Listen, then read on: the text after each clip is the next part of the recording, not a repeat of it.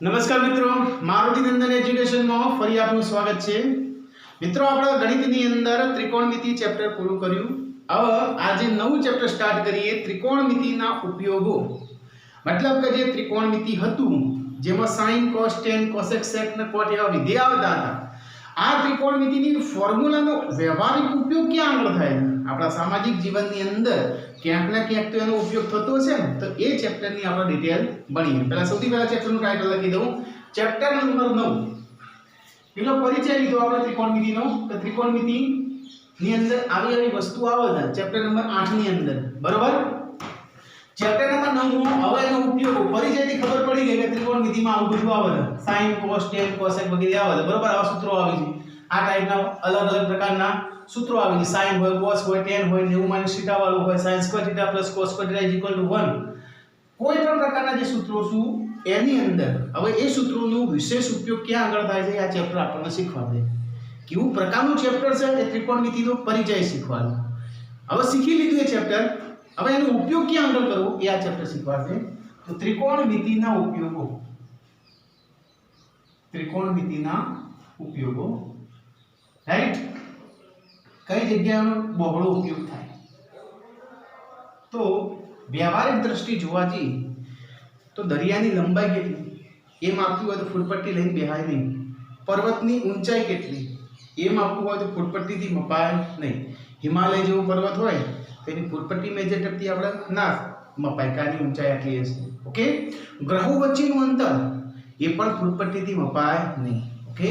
ત્રિકોણમિતિનો ઉપયોગ જે છે, ત્રિકોણમિતિનો ઉપયોગ બહુ પહોળી નદી હોય, લાંબી નદી હોય, ઓકે, ઊંચા એટલે કે બહુ ઊંચો પર્વત હોય, તો બે વસ્તુ બેઝિક આના ફંડાની અંદર આવે છે, એક તો ઊંચાઈ અને એક તો અંતર। બે ગ્રહો વચ્ચેનું અંતર માપવું હોય કે હિમાલય જેવો ઊંચો પર્વત હોય, ઊંચાઈ માપવી હોય તો અંતર અને ઊંચાઈ માપવી હોય, સામાન્ય ઊંચાઈ કે સામાન્ય અંતર નહીં। આ દિવાલનું ઊંચાઈ અને અંતર માપવું છે તો હું સાધન સામગ્રી જે આપણે મેથ્સની હોય એ સાધન સામગ્રીથી આપણે માપી શકીએ, ફૂટપટ્ટીની મદદથી, મેજર ટેપની મદદથી, બરોબર? પણ જે અકલ્પનીય વસ્તુ હોય, દાખલા તરીકે હિમાલય પર્વતની વાત કરો, ગિરનાર પર્વતની વાત કરો, તો નીચેથી ઉપર સુધીની લંબાઈ માપવી હોય ત્યારે ત્રિકોણમિતિની ફોર્મ્યુલાનો ઉપયોગ થાય, રાઈટ? તો જોઈએ ત્રિકોણમિતિની ફોર્મ્યુલાનો ઉપયોગની અંદર કેવી રીતના મપાય, ડાયરેક્ટ સૂત્ર કે પછી કોઈ બેઝિક ફંડા આપણે યાદ રાખવા પડે? તો બેઝિક ફંડા યાદ રાખવા પડે। એમાં પહેલો પોઈન્ટ આવે છે દ્રષ્ટિકિરણ। પહેલો કયો આવશે? દ્રષ્ટિકિરણ। હવે દ્રષ્ટિકિરણ કોને કહેવાય? તો સિમ્પલ, માનો કે આ એક જાતનો પર્વત છે, ઓકે, અને આપણે અહીંયાથી અવલોકન કરીએ છીએ, તો અહીંયાથી અવલોકન કરીને આપણે આંખમાંથી જે નીકળતું કિરણ હોય, માનો કે પર્વતની આપણે ટોચ માપવી છે, ઓકે, અથવા આપણે પર્વતની ટોચ જોઈએ છીએ, તો પર્વતની ટોચ આપણી આંખમાંથી નીકળ, અહીંયા આપણે છીએ, બરાબર? આ આપણી આંખ છે, એટલે કે અવલોકનકારની આંખમાંથી નીકળતું જે કિરણ હોય એ દ્રષ્ટિકિરણ કહેવાય। આ કયું કિરણ કહેવાય છે? દ્રષ્ટિકિરણ, ઓકે? તો દ્રષ્ટિકિરણમાં કેવું હોય? સીધું પણ જોઈ શકો, આપણી આ સમક્ષિતિજ રેખા કહેવાય છે, આંખથી આમ હોય એ સમક્ષિતિજ કહેવાય। બીજો શબ્દ છે સમક્ષિતિજ રેખા, અથવા ક્ષૈતિજ રેખા કેવું હોય તો પણ કહેવાય। હવે હું તમને સમજાવું, આપણે કોઈ પણ વસ્તુ જોઈએ તો ત્રણ તબક્કાની અંદર જોઈ શકીએ। એક તો સમક્ષિતિજ રેખાની સીધકમાં, ઓકે, એટલે કે પેરેલલ, કમ્પ્લીટ। એક સમક્ષિતિજ રેખાથી ઉપર, કોઈ વસ્તુ ઉપર જોવી હોય તો સમક્ષિતિજ રેખાથી ઉપર તમે જોયું એવું કહેવાય। અને ત્રીજું સમક્ષિતિજ રેખાથી નીચે કહેવાય, ઓકે? પ્રત્યક્ષ તમે સીધા ઊભા છો તો તમારી દ્રષ્ટિ ત્રણ પ્રકારની વસ્તુઓને જોઈ શકે। સમક્ષિતિજ રેખામાં જે પડી હોય એ, સમક્ષિતિજ રેખાથી ઉપરની તરફ અને સમક્ષિતિજ રેખાથી નીચેની તરફ, રાઈટ? ચલો, તો દ્રષ્ટિકિરણ કોને કહેવાય? તો દ્રષ્ટિકિરણ એને કહેવાય આંખમાંથી નીકળતા પ્રકાશના કિરણને અથવા કાલ્પનિક કિરણ જે હોય એને દ્રષ્ટિકિરણ કહેવાય છે। ક્યાંથી નીકળશે? આંખમાંથી। આંખમાંથી નીકળતા કિરણને દ્રષ્ટિકિરણ કહેવાય છે। શેના માટે નીકળશે કિરણ? એમને નીકળશે ના, કોઈ પદાર્થનું ઓબ્ઝર્વેશન કરવા માટે, ઓકે? કોઈ પદાર્થ આપણે અવલોકન કરવું છે એના માટે આંખમાંથી આપણે કલ્પના કરવાની હોય। માનો કે મારે પેન જોવી છે, તો આંખમાંથી કોઈ દેખાતું નથી કિરણ નીકળતું હોય એવું, પણ આપણે વિચારી શકીએ કે આ વસ્તુને જોવા માટે મારી આંખમાંથી અહીંયા એક સમક્ષિતિ રેખામાં કિરણ નીકળ્યું, તો આ કિરણ જે અદ્રશ્ય રૂપે છે એ દ્રષ્ટિ કિરણ કહેવાય, રાઈટ? તો આ રીતે પણ નીકળી શકે. પેન હું અધ્ધર લઈ લઉં તો આ રીતે નીકળી શકે, એટલે કઈ ખૂણો બને છે સમક્ષિતિ રેખા સાથે. તમે જુઓ અહીંયા સમક્ષિતિ રેખા હતી અને હવે આ દ્રષ્ટિ કિરણ મારું અહીંયા થઈ ગયું, તો બંને વચ્ચે કઈ ખૂણો બને છે કયો કહેવાય તો આપણે આગળ ચર્ચા કરીએ આપણે. અને કદાચ પેન નીચે હોય તો સમક્ષિતિ રેખા અહીંયા હતી અને આંખમાંથી નીકળેલું દ્રષ્ટિકિરણ અહીંયા છે, તો અહીંયા પણ નીચે ખૂણો બને છે. એ ખૂણો પણ કયો કહેવાય પણ હું તમને કહી દઉં. હાલ તો આપણે દ્રષ્ટિકિરણ કોને કહેવાય? આંખમાંથી નીકળતા કિરણને દ્રષ્ટિકિરણ કહેવાય. ઓકે, હવે અહીંયા આ પર્વતને આપણે જોવું છે તો જુઓ આ સમક્ષિતિ રેખા અને આપણું દ્રષ્ટિકિરણ એ બંને કઈ ખૂણો બનાવે, ગમે તેટલામાં ખૂણો. ઓકે, અને એ અહીંયાથી આ શિરોલંબ રેખા દોર દઉં તો આ ત્રિકોણ બની ગયો. જો તમે પર્વતમાંથી દ્રષ્ટિકિરણ અને સમક્ષિતિ રેખા એટલે કાટકોણ ત્રિકોણ થઈ જાય. હંમેશા યાદ રાખવાનું આ ચેપ્ટરની અંદર ત્રિકોણમિતિનો પરિચય, ત્રિકોણમિતિના ઉપયોગમાં સૂત્રો તમારે વાપરવાના, જે sin cos tan એમાં લઘુકોણ ગુરુકોણ બનાવો થાય હંમેશા કાટકોણમાં જ વપરાય. ઓકે, તો કાટકોણ ત્રિકોણ આ ક્લિયર થઈ ગયો આપણો. તો આ સમક્ષિતિ રેખા, આ દ્રષ્ટિકિરણ, આ ખૂણો કઈ બન્યો, કઈ રીતે ઓળખાય? તો જુઓ કોઈ પણ વસ્તુ સમક્ષિતિ રેખાથી ઉપરની તરફ હોય, ફોર એક્ઝામ્પલ પતંગ જોવો છે, આપણે જમીન પર ઊભા છીએ અને વિમાન જોવું છે અથવા પતંગ જોવો છે. ઓકે, તો આ આપણા સમક્ષિતિ રેખા કહેવાય. પૃથ્વીની જે સપાટીની સીધી રેખામાં જાય એ કઈ રેખા કહેવાય? સમક્ષિતિ રેખા, બરોબર? અને આપણે પતંગને ઉપર તરફ જોવો છે તો આંખમાંથી નીકળતું કિરણ આ ટાઈપનું હશે, ઉપરની તરફ.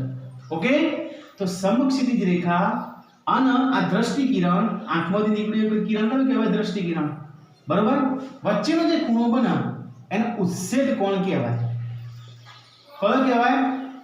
ઉચ્છેદ કોણ. ક્યારે ઉચ્છેદ કોણ? ઉચ્છેદ મતલબ ઉપર જોઈએ ત્યારે, બરોબર? ઉ આવે છે ને યાદ રાખવા માટે.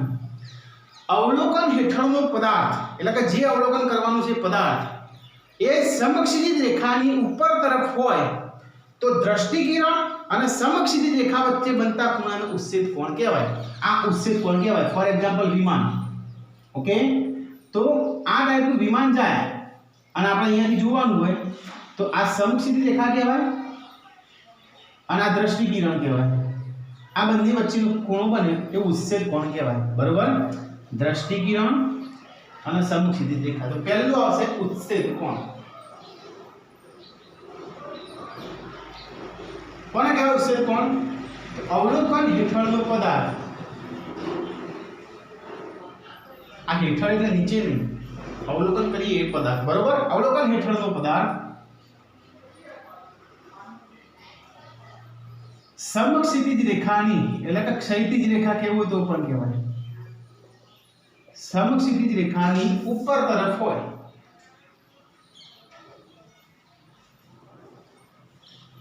તો સમક્ષિતિ રેખા અને દ્રષ્ટિકિરણ વચ્ચે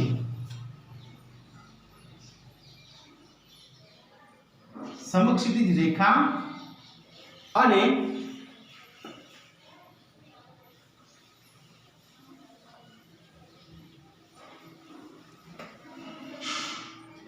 દ્રષ્ટિકિરણ વચ્ચે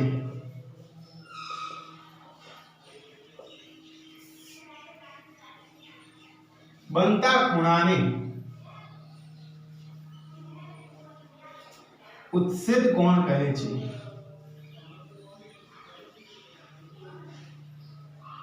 બરોબર? અહીંયા સાઈડમાં એક જ આકૃતિ દોર દઉં એટલે તમને આઈડિયા આવી જાય, બરોબર? સિમ્પલ. આ સમક્ષિતિ રેખા અથવા ક્ષૈતિજ રેખા, આ દ્રષ્ટિકિરણ. ઓકે, અને આ ખૂણો જે છે એ આપણો ઉચ્છેદ કોણ, બરોબર? અને એ આમ દોરવું તો દોરી દે. સમક્ષિતિ રેખા અને દ્રષ્ટિકિરણ એટલે અવલોકન હેઠળનો પદાર્થ ઉપર છે, રાઈટ? અવક્ષેદ કોણ.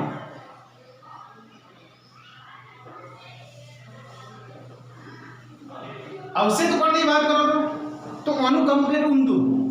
અમુક વિદ્યાર્થી સમજી કે આપણે સમજાય પહેલા ઊંધું મતલબ તમે કોઈ પદાર્થને નીચે તરફ જુઓ છો. માનો કે ઊંચી બિલ્ડિંગ છે અને આ બિલ્ડિંગ ઉપરથી અહીંયાથી તમે કોઈ ગાડી આવતી હોય એ ગાડીનું ઓબ્ઝર્વેશન કરો તો આંખમાંથી નીકળતું કિરણ એ તો ફાઇનલ દ્રષ્ટિ કિરણ, ઓકે, અને તમારા આંખમાંથી આ એક કિરણ સીધું નીકળે છે સમક્ષિતિજ રેખા કહેવાશે. એ બંને વચ્ચે જે ખૂણો બને એ કયો કહેવાય? અવક્ષેદ કોણ. સમજાવું? આ દ્રષ્ટિને મારે જોવું છે તો ખૂણો કઈ જગ્યાએ બનશે ખાસ જોવું. આ દ્રષ્ટિ કિરણ અને આંખમાંથી નીકળેલું સમક્ષિતિજ રેખા આ બંને વચ્ચે ખૂણાનો અવક્ષેદ કોણ કહેવાય. પણ અવક્ષેદ કોણ અહીંયા બને છે, પણ ત્રિકોણ અહીંયા બને છે. જુઓ, આ બિલ્ડિંગની સીધી લીટી, દ્રષ્ટિ કિરણની ત્રોસી લીટી અને જમીનના સમાંતર આડી લીટી, કાટકોણ ત્રિકોણ અહીંયા બને છે, બરોબર. અને ખૂણો અવક્ષેદ કોણ ત્રિકોણના બહાર બને છે. શું કરવાનું? ઝિગઝેગ થી આ ઝેડ આકારનો તમને યાદ હોય તો યુગ્મ કોણ એકડામાં હતું. આ ખૂણો જેટલાનો હોય એટલાનો આ ખૂણો કહેવાય. એટલે આ ખૂણો અહીંયા ઉતારી દેવાનો. આ ખૂણો અહીંયા છે ને એ તમારે અહીંયા ઉતારી દેવાનો. એટલે અવક્ષેદ કોણ આ જ કહેવાય.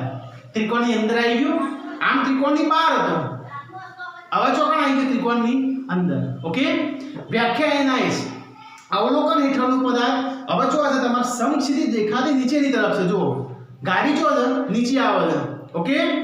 અવલોકન હેઠળનો પદાર્થ સમક્ષિતિજ રેખાની નીચે તરફ હોય તો દ્રષ્ટિ કિરણ અને સમક્ષિતિજ રેખા વચ્ચે બનતા ખૂણાના અવક્ષેદ કોણ કહેવાય. ખૂણો તો અહીંયા જ બનશે. વ્યાખ્યામાં તમારે આ જ લખવાનું, દ્રષ્ટિ કિરણ અને સમક્ષિતિજ રેખા વચ્ચે બનતા ખૂણાના અવક્ષેદ કોણ કહેવાય. એટલે ખૂણો અહીંયા બનશે. પણ ફોર્મ્યુલા વાપરવા માટે, સૂત્ર વાપરવા માટે એ ખૂણો તમારે અહીંયા ટ્રાન્સફર કરવું પડે ઝિગઝેગથી. કારણ કે આ ત્રિકોણના બહાર હોય એટલે સૂત્ર વાપરી શકીએ નહીં. સમજી ગયા? ચલો જુઓ, હવે આકૃતિ દોર દો. પહેલા અવક્ષેદ કોણની વ્યાખ્યા અહીંયા હું આકૃતિ દોર દઉં. અહીંયા મારો બિલ્ડિંગ છે એટલે બિલ્ડિંગ જેવું જ કંઈક દોરું એટલે આ લીટી આપણો ત્રિકોણનો ઉપયોગ થાય. અહીંયાથી આપણે જોવાની છે આ કાર, ગાડી. અહીંયાથી જોઈએ છે એટલે દ્રષ્ટિ કિરણ આવી ગઈ. દ્રષ્ટિ કિરણ, આંખમાંથી નીકળતું સમક્ષિતિજ રેખા, બંને વચ્ચે જે ખૂણો બને ને અવક્ષેદ કોણ અહીંયા હોય. આ તીરમાં આવ્યું અવક્ષેદ કોણ અહીંયા હોય, પણ આપણો ત્રિકોણ અહીંયા ક્રિએટ થાય છે. જો આ દ્રષ્ટિ કિરણ, આ બિલ્ડિંગની સીધી લંબાઈ, ઊંચાઈ અને આ આડી જમીનની લંબાઈ એટલે કાટકોણ ત્રિકોણ અહીંયા બને છે ને. તો આ ઝિગઝેગ થી આ ખૂણો અહીંયા ઉતારી દેવાનો એટલે આ અવક્ષેદ કોણ જ કહેવાય. આ અંદર આવી ગયું, ત્રિકોણની અંદર આવી ગયો અવક્ષેદ કોણ, રાઈટ. વ્યાખ્યા કેવી રીતના? અવલોકન હેઠળનો પદાર્થ સમક્ષિતિજ રેખાથી નીચે તરફ હોય. અહીંયા લખું, અવલોકન હેઠળનો પદાર્થ સમક્ષિતિજ રેખાથી, સમક્ષિતિજ રેખાથી નીચે તરફ હોય, નીચે તરફ હોય તો સમક્ષિતિજ રેખા અને દ્રષ્ટિ કિરણ, સમક્ષિતિજ રેખા અને દ્રષ્ટિ કિરણ વચ્ચે બનતા ખૂણાને, વચ્ચે બનતા ખૂણાને અવક્ષેદ કોણ કહે છે. અવક્ષેદ કોણ કહે છે, રાઈટ. પણ અવક્ષેદ કોણમાં ખાસ ધ્યાન રાખવાનું કે આ ઝિગઝેગ થી અંદર લાવી દેવાનું, ત્રિકોણની અંદર ખૂણો લાવી દેવાનો, ઊંધો ઝેડ આકાર, બરોબર. જે મૂલ્ય આપ્યું 30 નું મૂલ્ય અહીંયા આપ્યું તો 30 નો અહીંયા ક્રિએટ થઈ જાય, બરોબર. તો આ આપણી પાયાની બાબત હતી. અને એક નાની બાબત યાદ રાખવાની કે જ્યારે વર્ગમૂળમાં બેન વર્ગમૂળમાં તમે એની કિંમત પોઈન્ટમાં આપેલી હોય તો દાખલામાં લેવાની, બાકી અમને એમ રાખવાનું, બરોબર. બાકી આખા ચેપ્ટરમાં જો આટલી 3 બાબતો ખબર પડી ગઈ તો બોસ આ ચેપ્ટર તમને આવડી ગયું. જો ખબર પડી ગઈ તો એક વખત જોઈ લો, પછી જો ટાઈમ વધે હશે ટાઈમ તો એક દાખલો ગણાવીએ. કારણ કે દાખલાની શરૂઆત આપણે કાલથી કરશું, બરોબર. એ હું મેનેજ કરું, તમે એક વખત જોઈ લો.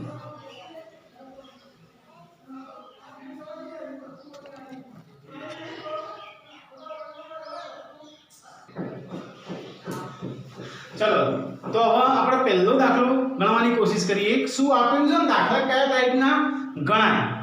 શું લખેલું છે કે સર્કસના તંબુમાં જમીન સાથે શિરોલંબ સ્થિતિમાં રહેલા થાંભલાની ટોચથી જમીન સાથે ખેંચીને બાંધેલા 20 મીટર લાંબા દોરડા પર એક કલાકાર ચડી રહ્યો છે. કહેવા શું માંગે છે સ્ટેપ બાય સ્ટેપ આપણે સમજીએ.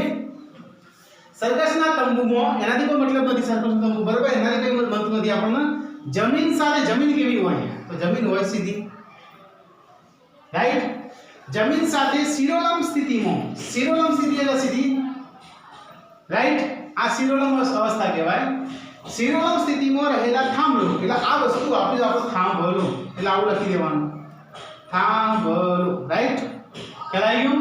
આ જમીન છે, જમીન સાથે શિરોલંબ સ્થિતિમાં એક થાંભલો લગાવેલો છે સર્કસની અંદર, બરોબર. સર્કસના તંબુમાં જમીન સાથે આ જમીન છે, શિરોલંબ સ્થિતિમાં રહેલો થાંભલો. તો આ શિરોલંબ અવસ્થા એટલે કઈ અવસ્થા? સીધી અવસ્થા. થાંભલાની ટોચથી, મતલબ અહીંયાથી થાંભલાની ટોચથી, આ થાંભલાનું ટોચ કહેવાય અને આનું તળિયું કહેવાય, બરોબર.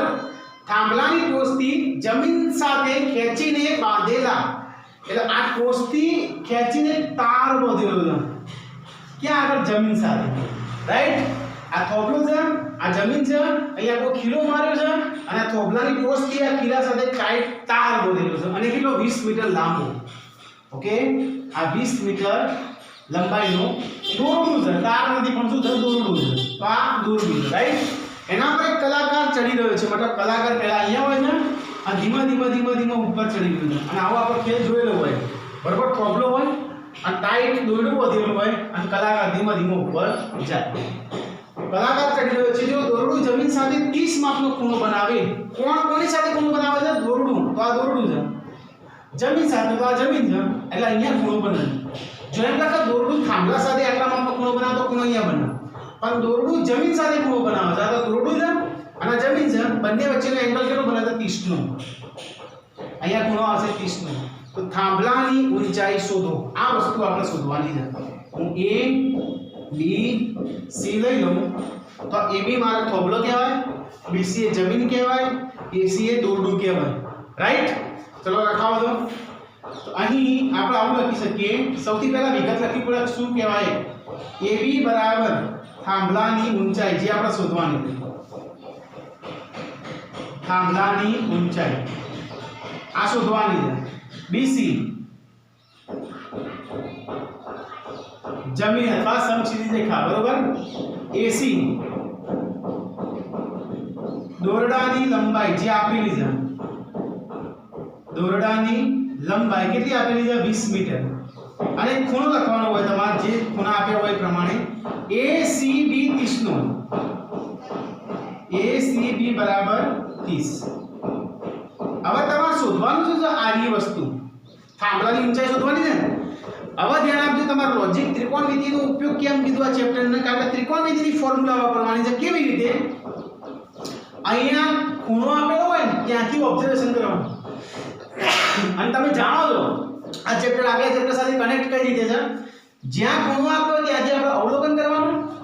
એની આ સામેની બાજુ કહેવાય, એની આ પાછળની બાજુ કહેવાય, એનો આ કર્ણ કહેવાય. એવું તમે જાણો છો, આગળના ચેપ્ટરમાં આપણે કહી દીધું, બરોબર. તો અહીંયાથી આપણે જોઈએ તો કઈ બાજુ શોધવાની છે? સામેની કે પાછળની? તો કહીએ કે ભાઈ સામેની શોધવાની છે. સામેની બાજુ શોધવાની છે. ઓકે, કર્ણ આપેલું છે તો હા કર્ણ પણ આપેલું છે. તો સામેની બાજુમાં કર્ણ વાળું સૂત્ર હોય ને અહીંયા આવી જાય. સામેની બાજુ ભાગ્યા કર્ણ કયું હતું? sin cos tan cosec sec અને cot. ઓકે, આ એક વસ્તુ સમજાવી. કદાચ આ ના શોધવાનું હોય, આ શોધવાનું હોય તો જમીનના થાંભલા અને દોરડા વચ્ચેનું અંતર શોધવાનું હોય તો અહીંયાથી જોઈએ તો એની પાછળની બાજુ કહેવાય. કર્ણ આપેલું છે, પાછળની બાજુ ભાગ્યા કર્ણ વાળું સૂત્ર મેકો એટલે તમને આ જવાબ મળી જાય. પણ આ દાખલાની અંદર આપણે સામેની બાજુ શોધવાની છે. ખબર પડી ગઈ? 30 એનો ખૂણો, તો એની સામેની બાજુ શોધવાની છે. કર્ણ આપેલું છે તો ત્રિકોણ ABC માં તમારે સૂત્રો વાપરવા પડે જે આવે.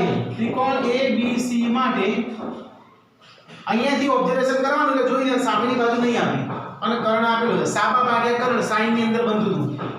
sin થીટા બરાબર સાબા ભાગ્યા કર્ણ, સામેની બાજુ ભાગ્યા કર્ણ. ઓકે, તો sin થીટા ની જગ્યાએ તો જે ખૂણો આપ્યો હોય 30 બરાબર સાબા. તો અહીંયાથી જો તો સામેની બાજુ કઈ કહેવાય? તો આ AB. સામેની બાજુ કઈ કહેવાય? AB ભાગ્યા કર્ણ. કર્ણ કયો કહેવાય? AC. ઓકે, તો જવાબ મળી જાય તમને. sin 30 ની કિંમત કઈ? એ કોઠા પરથી sin 0 ની 30 નીકળે હતો ને, 0 30 sin ને કોઠો મેળવ્યો હતો કે sin, તો 30 ની કિંમત એક દૂતીયાંશ આવતી હતી. sin 30 ની કિંમત કેટલી? 1/2. બરાબર AB ની કિંમત તો આપણે શોધવાની છે AB એમના એમ અને AC ની કિંમત થાય 20 ક્રોસ ગુણાકાર કરો એટલે તમારો જવાબ આટલા સહેલા દાખલા હોય છે અને આ તો તમને આવડે જ છે જે બાજુ શોધવાની હોય સૂત્ર વાપરવાનું પાછળની બાજુ શોધવાની હોય સામેની બાજુ આપવી હોય તો સાબા ભાગે કરીને એટલે tan વાપરવું પડે આપણે ઓકે sin cos tan આ ત્રણમાંથી ગમે તે વાપરવામાં આવશે ઓકે ચલો 20 અહીંયા લાવી તો 20 એકા 20 20 ગુણ્યા એટલે 20 નીચેના બે એમના એમ બરાબર AB અને 20 ભાગ્યા 2 એટલે કેટલા કહેવાય તો 10 2 20 આમાં બે ઉડી જાય એટલે AB બરાબર 10 આવી ગયું તો 10 મીટર લંબાઈ થાંભલાની આવી ગઈ થાંભલાની લંબાઈ સોરી ઊંચાઈ શોધવાની છે તો કેટલો ઊંચો થાંભલો છે તો AB બરાબર 10 તો છેલ્લે લખી દેવાનું થાંભલાની ઊંચાઈ 10 મીટર થાંભલાની ઊંચાઈ 10 મીટર ખ્યાલ આવી ગયો તો 10 મીટર ઊંચો થાંભલો હશે જોઈ લો એક વખત આ ટાઈપના દાખલા જો ખબર ના પડી હોય તો તમે મને પૂછી શકો ઓકે જોઈ લો આટલા સુધી રાખીએ આપણે